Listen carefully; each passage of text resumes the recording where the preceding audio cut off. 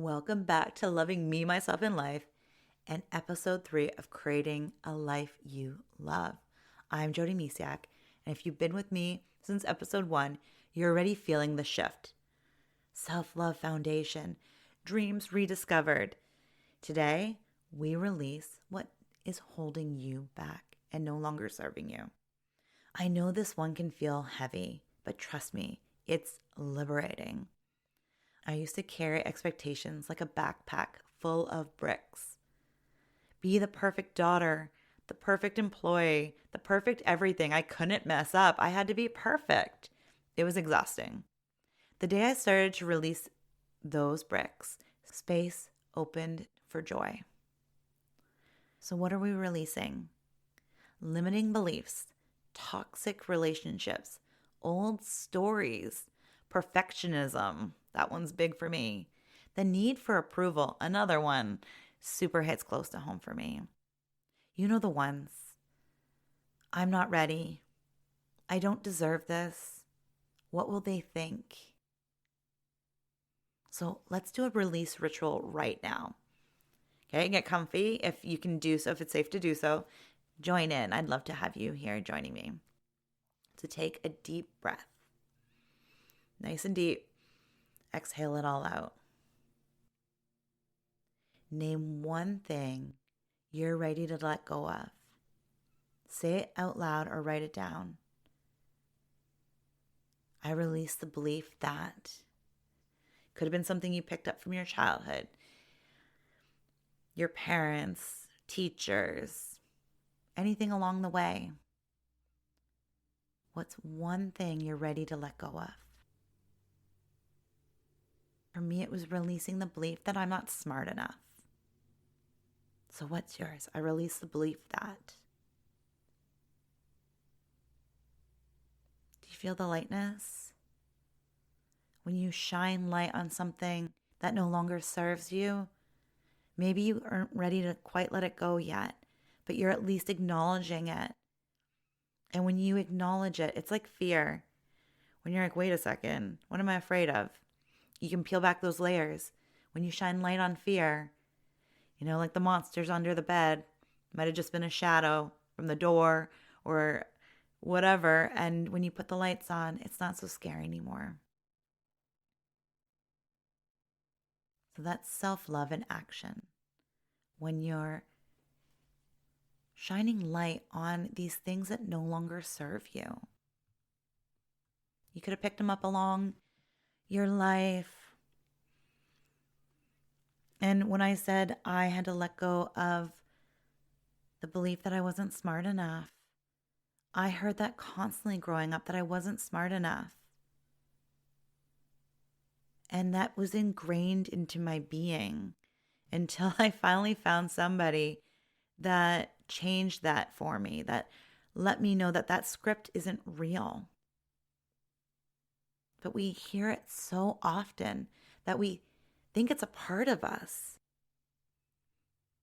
And even in the moment of it happening, you don't even realize it's happening. You're a child, you just hear it. It just becomes that voice. And then that person's voice becomes in your head, and that's you until you realize, no, it's not.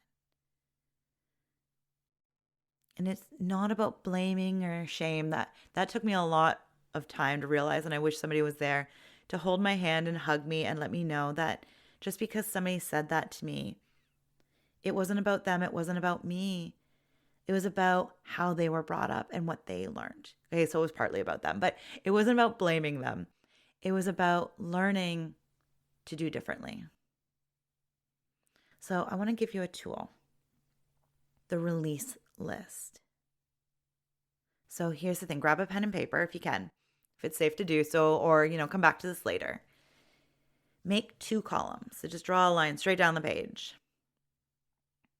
At the left-hand side, at the top, right, what am I releasing? And on the right-hand side, at the top, what am I making space for? So fill it in honestly, like being real here, because anything you write down, I'm not going to see it. No one else is probably going to see it but you. So be real and true and honest with you. That's a huge part of self-love as well, is peeling back the layers, but also taking those blindfolds off that you might be like covering up things in your life. And that is a scary, awful feeling sometimes to like look at things that we've been avoiding. But it's being honest here. So write it down. So what would you like to release? Name out different thoughts, beliefs, things that you've picked up along the way from your childhood through life. I remember having somebody tell me when I was starting to teach fitness classes that, you know, they've never seen somebody in the fitness industry big like me. And I wasn't even big. I think I was 144 pounds. Like I look back now, I'm like, I was a size maybe 8. And I look back going like, what? Like, okay, maybe I was on a 2 or a 4, but I look back now and go, or I might even been a size 6 then. I can't even remember. Anyways, it doesn't matter. It does not matter. But that voice occasionally comes in my head when I'm exercising or I'm doing things. And I'm like, wait a second. That wasn't me. That was somebody with their beliefs thrown on me. Like I was just about to start teaching and I'm calling up my friend and my friend, just that was the words I did not want to hear. I just needed to hear that I could do it. But that's not when I came back. That's a whole different story too, because we actually mirror ourselves and fear can show up in other people and what they say to us. But that's a whole different day for a whole different conversation. But those thoughts and beliefs happen. They're there. And this happened way back, like before I even met my husband. So we're looking at like 2006, maybe 7. So over 2 decades ago, I was told this. And it's still there. It was one sentence, one conversation, and occasionally it still comes sneaking back in. So don't be hard on yourself when you're doing this. And you can keep this list around or you can recreate them when you need to. Because here's the thing, you can burn it. Find a safe way.